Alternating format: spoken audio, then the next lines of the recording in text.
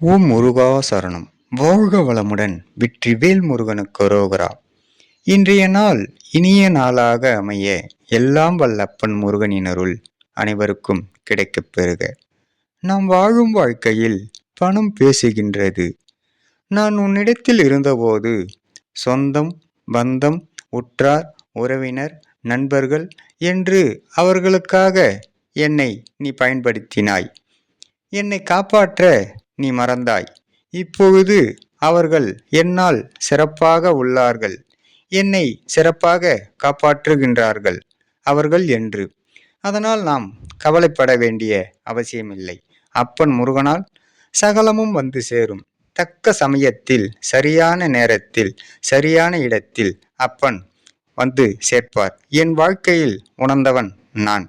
ஓம் முருகா சரணம். முருகனின் மகன் ரவி முருகன். ஓம் முருகா சரணம்.